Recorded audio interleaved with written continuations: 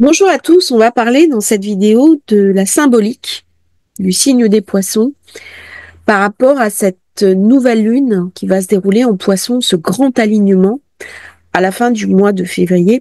Et plutôt que de faire des vidéos un petit peu longues, eh bien, j'ai regroupé ça sous une vidéo sur la symbolique des poissons parce que ce qui va être dit est au-delà de cette nouvelle lune. C'est vraiment sur ce symbole des poissons. Alors, le signe poisson, est-ce qu'il est au singulier ou est-ce qu'il est au pluriel? Parce que ça ne veut pas du tout dire la même chose. Eh bien, on va parler des poissons. Donc, ils sont deux et ils sont reliés par une barre. Et ça fait penser, bien sûr, à une lettre hébraïque qui est le Aleph, la lettre du silence, et la lettre surtout d'avant la création. Bien, la création commence au B, Bereshit bara. Et avant, je suis dans un espace de silence et je suis dans un espace profondément divin. Exactement comme l'enfant dans le ventre de la mère. Et dans cet espace divin, dans cet aleph, il y a une barre, il y a une forme de séparation entre les eaux d'en haut, ce sont les eaux célestes, la création, et les eaux d'en bas, qui sont l'incarnation. Et donc, il y a une préparation. On est aux deux. Il y a la mère et l'enfant. Donc, l'enfant est dans le ventre de la mère. Il y a quelque chose qui n'est pas encore venu. Il y a quelque chose qui existe, et surtout quelque chose qui préexiste. C'est-à-dire, avant le commencement, il faut bien qu'il y ait une essence. Il faut bien qu'il y ait quelque chose. C'est comme un arbre qui va pousser. Il faut bien qu'il y ait une graine dans le sol pour que la plante puisse pousser. La plante, quand elle pousse, elle se manifeste. Mais avant cette manifestation, il y a quelque chose. Ce quelque chose, c'est ce lien entre les eaux d'en haut et les eaux d'en bas.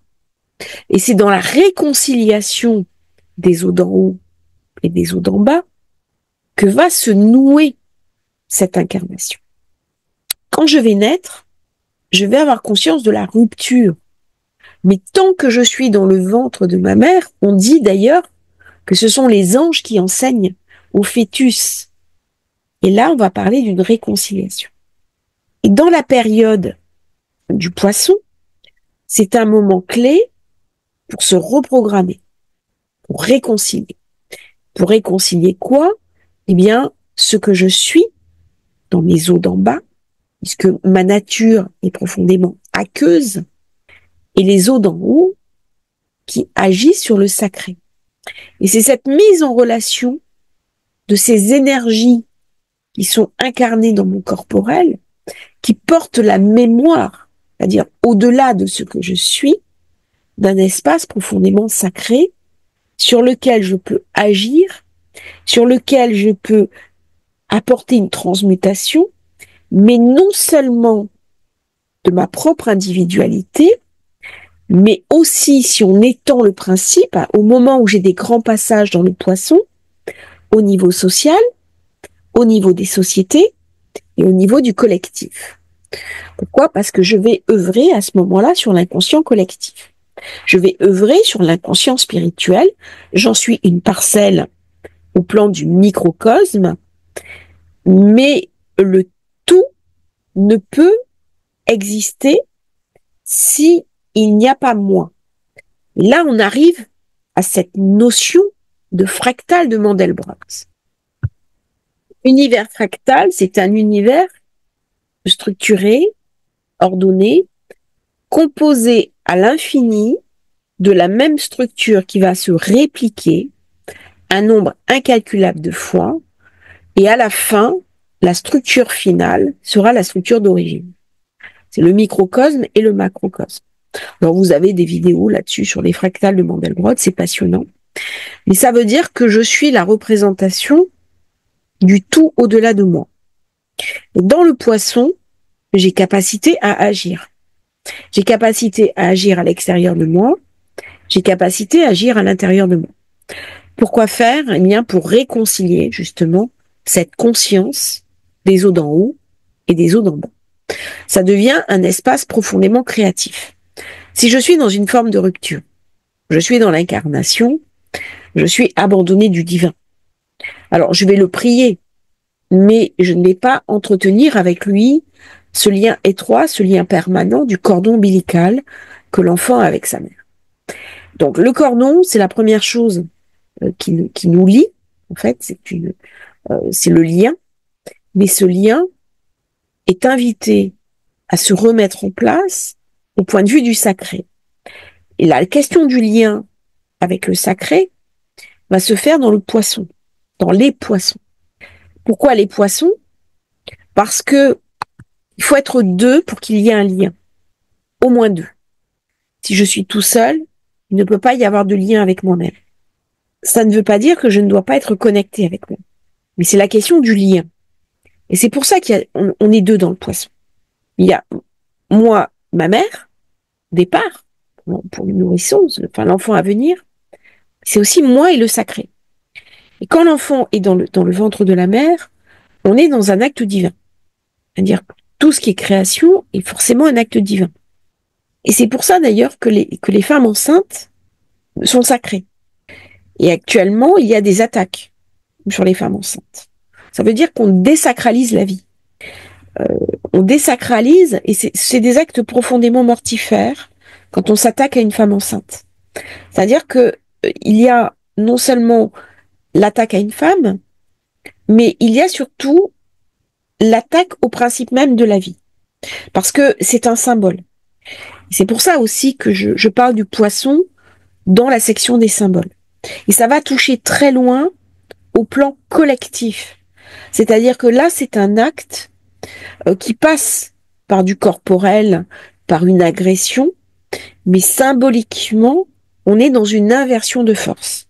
Donc c'est un acte énergétique, en plus d'être un acte mécanique. Au moment où le poisson est renforcé, la conscience sur laquelle je vais pouvoir agir s'ouvre, ce sont les portes de la mémoire, ce sont les portes de ma propre réalité, ce sont aussi les portes de mes schémas de pensée qui sont abîmés, endommagés. Et là, on arrive à cette conscience transformatrice du poisson selon les principes d'Alice Bailey. Alice Bailey a identifié d'autres planètes que les planètes habituellement attribuées au signe. Et elle a attribué Pluton au point de vue symbolique, au point de vue sacré, au poisson. Pourquoi? Parce que le poisson est transformateur. L'enfant est dans sa coque de protection qui est l'utérus, et à un moment donné, il va passer à travers le point 0, qui est le 1, le Aleph, afin de pouvoir naître dans le 2. Et c'est cette capacité à changer d'état qui est un processus profondément plutonien. Et d'ailleurs, on voit bien le lien avec le signe d'avant, qui est le Scorpion, le signe où règne Pluton. Et une fois que l'enfant est né, il va crier dans le taureau, donc il naît dans le bélier, il crie dans le taureau, et il va se nourrir au lait de sa mère dans le Cancer.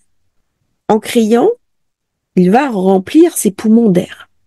Donc il est au Gémeaux. Quand j'arrive au Cancer, le processus de la naissance est complet. Donc la transformation plutonienne dans le poisson travaille sur le psychisme de l'être. Nous avons actuellement Pluton qui est en Verseau. Il amène un certain nombre de révoltes, une espèce de révolution sociale, révolution technologique, mais le changement complet de société se fera au moment où il va passer dans le poisson. Et c'est lorsqu'on sera sur la dernière phase du poisson qu'il arrivera Bélier que nous aurons complètement ce basculement d'une ère vers une autre, des ères qui durent 2000 ans. C'est le grand passage, hein. Ces 3 étapes de Pluton, près 60 ans, vont être déterminantes pour l'avenir et pour les générations futures. Les poissons sont un signe mystique. Donc on va me parler de compassion, on va me parler de bienveillance, on va me parler d'amour du prochain, on va me parler aussi de tout ce qui est échange maritime, du psychisme, on va me parler bien sûr de toute la psychanalyse qui a été découverte par Freud, Jung, Adler, Frankl, au même moment. C'est là où les bases ont été posées. Et le symbolisme du poisson, enfin des poissons, est très riche. Et on le retrouve à travers différentes cultures, et notamment en lien avec le sacré. Donc il y a non seulement ce symbole d'eau qui symbolise la fécondité, la purification, la guérison, l'inconscient, l'imaginaire, mais aussi la pensée intuitive. Il y a quelque chose de très créatif dans le poisson. Quand vous avez une planète comme Saturne qui arrive dans le poisson, elle va me parler essentiellement de créativité. Et donc, il aide à naviguer dans les couches du subconscient, de l'émotionnel. Pourquoi? Pour amener la guérison. Le but de ces grands alignements, c'est de nous guérir. Non seulement nous, mais aussi les autres, nos relations, nos familles, notre clan. Le clan qui est lié au cancer. Et là, on joue sur les 3 planètes du poisson que sont Neptune, Jupiter qui est exalté dans le cancer, et Vénus. Ça vient me parler aussi de fertilité, d'abondance. C'est un signe où on va parler des richesses de la vie. Chez les Grecs, il était lié à Aphrodite, qui symbolise la fécondité et l'amour. Les poissons, c'est souvent des guides, des messagers. Alors, on retrouve le mythe du dauphin, par exemple. Il y a beaucoup de mythes autour du monde où on va retrouver ces poissons qui amènent le savoir des profondeurs. Quand on rêve de poissons, souvent, c'est un symbole onirique et fréquent qui représente le processus d'individuation. Comment je vais devenir un individu à part entière? Alors, c'est pas encore fait. Ça peut pas se faire dans le poisson. Là, c'est différent. Les personnes qui ont le soleil en poisson qui vont dire oui, mais et moi, comment je fais? Mais vous avez 12 signes. Les 12 signes, ils sont en vous. Mais le signe du poisson, on est dans la pré-individuation. Et la question, justement, est posée. La question de la place que j'ai dans l'univers. C'est un signe qui vient aussi me parler des forces psychiques. Alors là, c'est tout ce qui est intuition, médiumnité. L'intuition, c'est pas uniquement tirer les cartes. C'est comment je vais recevoir en rêve ou en songe des outils pour ma vie, pour mes finances, pour mes amours, pour mes qualités de parent, pour conduire ma vie. Mais c'est aussi la vie sacrée. On va me parler du sens de la vie. On va me parler de ma destinée. On va me parler de tout ce qui est ma place par rapport à l'univers. Alors, au niveau sacré, le poisson est un signe religieux. C'est ictus, un symbole chrétien qui est relié à Jésus. Il va symboliser le Christ, la vie abondante. D'ailleurs, à un moment donné, ils vont à la pêche et ils ramènent des poissons.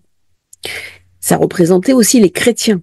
Les premiers chrétiens, dans les catacombes, gravaient des poissons pour se désigner eux-mêmes. Ce sont les eaux du baptême, ce sont les eaux de la résurrection. Alors, les eaux du baptême, ce sont les eaux d'en bas. La résurrection, ce sont les eaux d'en haut. Mais c'est aussi la question du pécheur.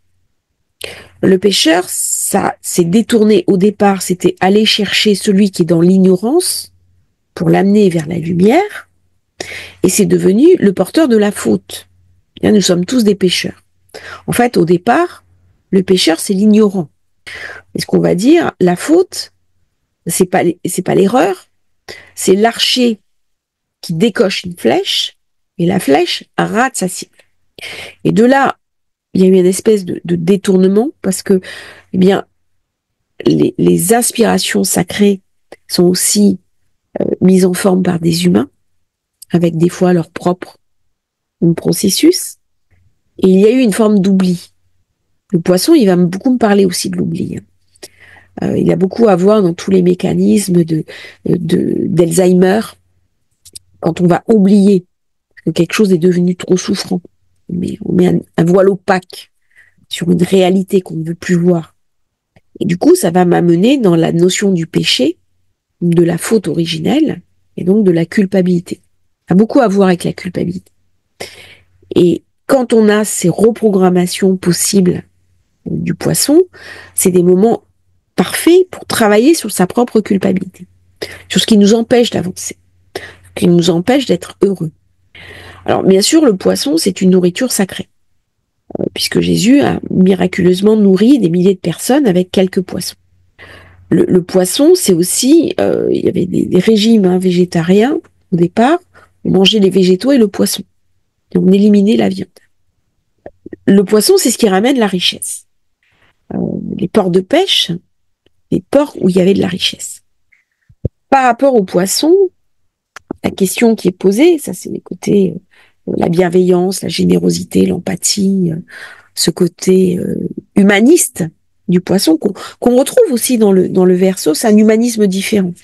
C'est un peu le sauveur, voire le sauveteur. Quand on a un poisson très marqué, faire attention à ne pas devenir sauveteur du monde, avec tous les problèmes de fuite de soi-même, et quelque part d'illusion aussi, c'est le poisson. Mais ça vient me parler aussi d'un excès de foi. Alors l'excès de foi, c'est l'intégrisme, c'est l'idéologie.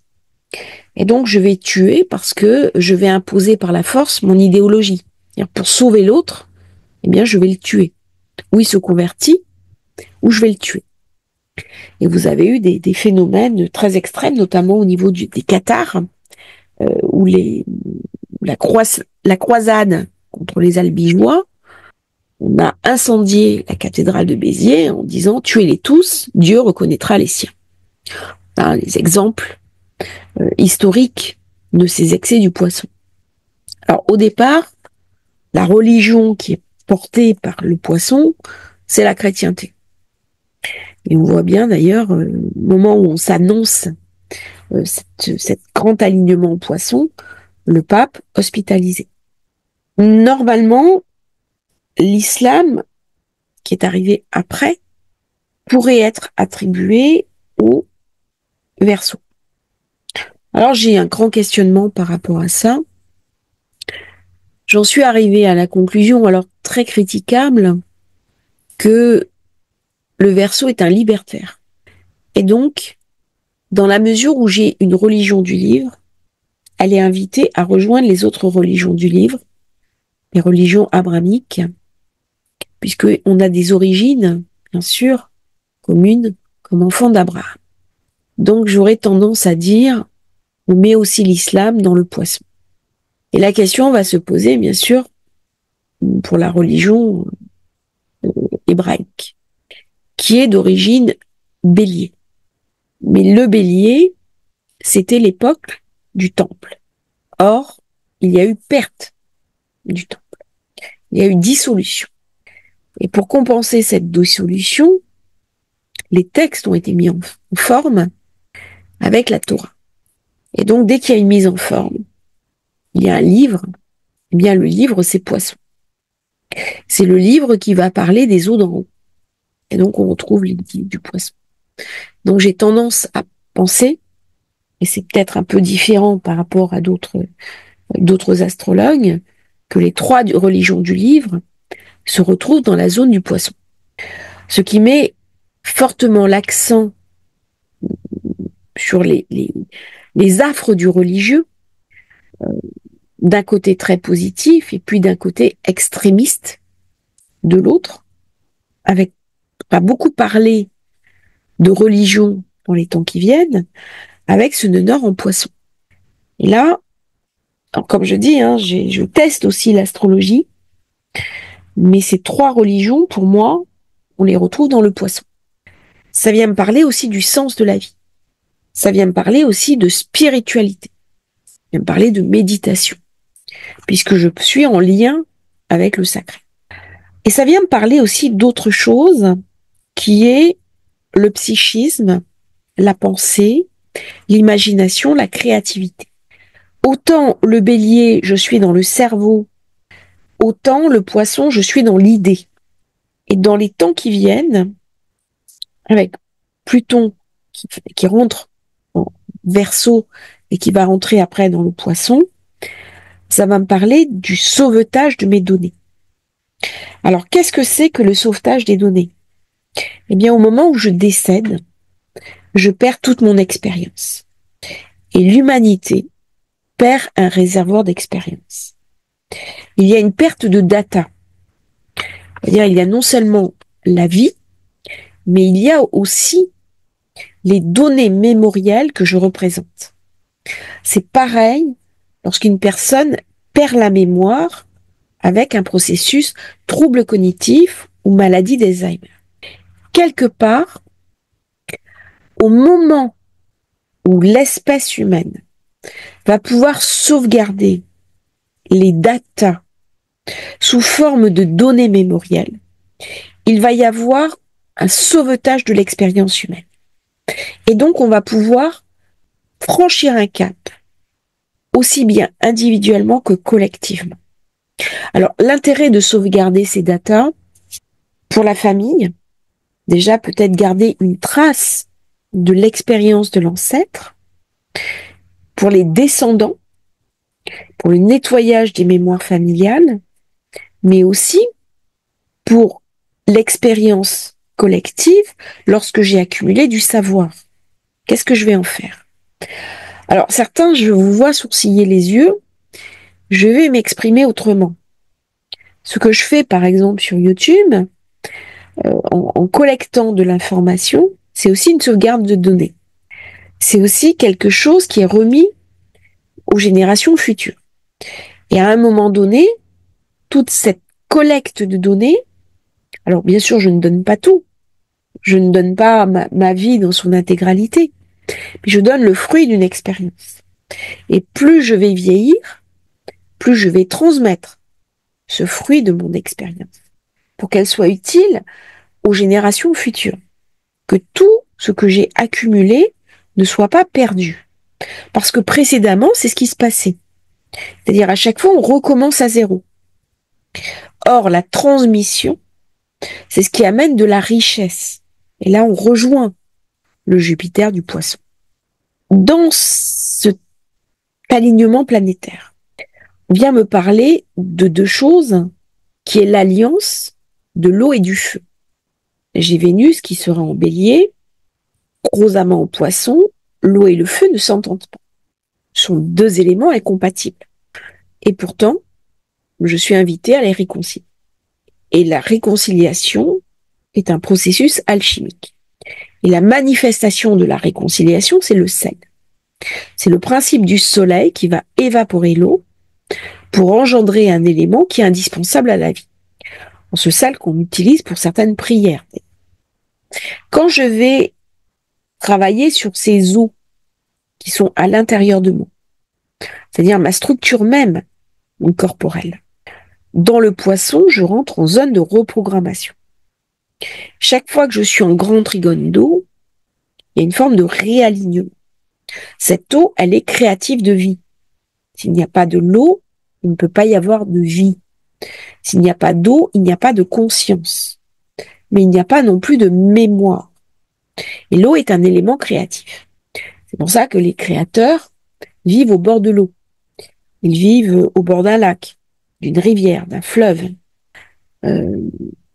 Léonard de Vinci vivait au bord d'un fleuve, la Loire.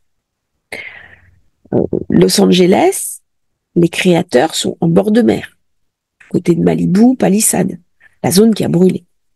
Et il y a une interaction pour pousser cette créativité, cette énergie du feu qui est possible avec l'eau.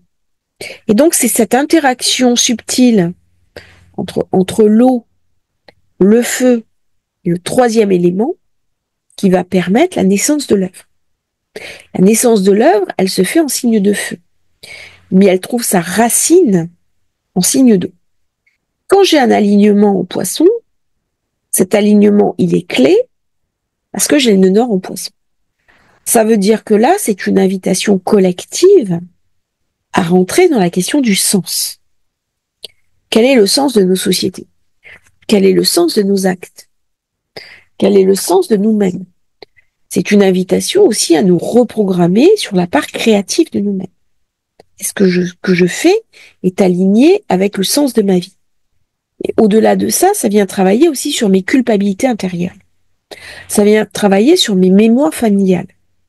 Comme par hasard, alors qu'on arrive sur un grand alignement planétaire, j'ai plusieurs personnes qui ont pris rendez-vous pour nettoyer, au niveau astrologique, des vieilles mémoires familiales qu'elles n'arrivaient pas à expurger. Et ça, c'est très intéressant. Parce que là, on va travailler sur ce qui était avant la création. Mais avant la création, il y a déjà quelque chose. Il y a un germe. Alors, le commencement n'est pas le début. La naissance n'est pas le début de la vie. C'est la manifestation du début de la vie. Donc, en fait, j'ai deux commencements. Et ces deux commencements sont indispensables pour qu'il y ait manifestation. Et là, on retrouve le symbole des deux poissons. Parce que l'un présuppose l'autre. Si un enfant est conçu, sauf accident de la vie, volontaire ou involontaire, c'est pas ça la question. Sauf accident de la vie, il est destiné à naître et donc à vivre. Parfois, le programme ne se passe pas comme ça. Il y a une conception, il n'y a pas de naissance. C'est la vie. Ça arrive de manière spontanée ou décidée. Je vais pas mettre de moralité là-dessus. Hein. Ça, c'est un choix personnel. C'est une identité. C'est une réponse personnelle. Là, on est vraiment sur le travail du symbole. Les âmes ont beaucoup plus de tolérance, de compréhension et de générosité que nous ne le pensons nous-mêmes. Bon, c'est pas le moment, c'est pas le moment. Une histoire de pardon à ce moment-là qui rentre par interaction avec l'âme. Et donc dans le poisson, il va y avoir une espèce de connexion sur ce que j'ai de plus sacré et sur mon âme éternelle. Et là, on est sur un passage. Et c'est là où je vais pouvoir retrouver tout le sens du divin, trouver tous les passages, trouver cette élévation vers le cher Merkaba, ouvrir la porte, franchir la terreur du seuil et aller vers une renaissance qui se manifestera par l'arrivée de la lumière. C'est-à-dire que quand l'enfant sort de la matrice, la première chose qu'il voit, c'est la lumière. Et de l'autre côté, quand on passe de l'autre, quand on vit une expérience NDE, parce que j'en ai vécu une quand j'avais 8 ans, ce qu'on voit, c'est de la lumière. Et le processus de l'autre côté, c'est de la lumière. Et c'est une lumière à laquelle on a du mal à renoncer pour revenir en arrière. Et donc, les deux étapes qui sont comme un 8, en fait. Le 8, c'est le symbole de l'univers. Eh bien, je suis vie d'un côté, je suis vie de l'autre, mais sous une forme différente. Et donc, le symbole des poissons, si on va très loin, c'est aussi le symbole des univers jumeaux. C'est le symbole des univers jumeaux qu'on retrouve dans le protocole Janus de Jean-Pierre Petit ou l'univers de Sakharov. Là, il y a quelque chose pour qu'il y ait présence, pour qu'il y ait manifestation, il y a toujours le deux. Il faut qu'il y ait le pôle plus et le pôle moins. Mais là, je suis dans avant, dans le poisson. Et c'est le poisson qui prédétermine ce qui sera. Et là, ça va nous demander à tous d'éliminer notre culpabilité, d'éliminer des vieux schémas de pensée erronés, et d'éliminer des souffrances aussi transgénérationnelles et des souffrances qui viennent marquer, par exemple, de l'échec. Alors ça travaille c'est un moment idéal pour travailler sur la revalorisation de moi-même, sur mes processus de dévalorisation, sensation d'échec, syndrome d'imposteur, toutes ces choses-là qui n'ont plus de raison d'être. Au moment où je suis dans le nœud nord poisson, il y a quelque chose qui doit être évacué. Mais ça ne peut être évacué que collectivement. C'est-à-dire, c'est la somme des individus qui vont travailler sur eux-mêmes, qui vont apurer au niveau collectif. Et c'est un peu ce qui nous est demandé. Alors, l'erreur, dans cette zone-là, c'est une résurgence, un retour vers de l'extrémisme, qui est la négation de la vie. Donc, la disparition de l'être, mais aussi la disparition du sacré, qui est au fond la plus belle expérience que nous puissions vivre, qui est cette reconnexion absolue avec l'amour divin, l'amour absolu, et les personnes qui ont eu la chance immense de vivre cette illumination, ne fût-ce que quelques fractions de seconde, cette étincelle divine, quand ils ont pu toucher du doigt, trier les scories et sortir une étincelle, un fragment, et se connecter avec sous forme d'amour inconditionnel, c'est le vrai cadeau du poisson. Même si ça ne dure pas, parce que dans l'incarnation, on ne peut pas le vivre en permanence, mais ne serait-ce que d'avoir eu la chance infinie d'avoir touché ça du doigt, quelques fractions de seconde, eh bien ça illumine toute une vie, ça devient, je dirais, un flambeau sur le chemin qui nous anime, mais qui va aussi animer les autres.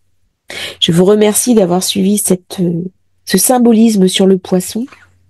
N'oubliez pas de liker, de vous abonner à la chaîne, et si vous souhaitez commander votre thème de naissance, votre révolution solaire, j'ai des programmes aussi de méditation, je vous mettrai le lien dans la description. N'hésitez pas, vous avez tous les liens dans la description. À très bientôt pour un nouveau partage sur Astrologie Facile, autour de l'astrologie, ma passion, et aussi autour du symbolisme et de l'histoire de l'humanité.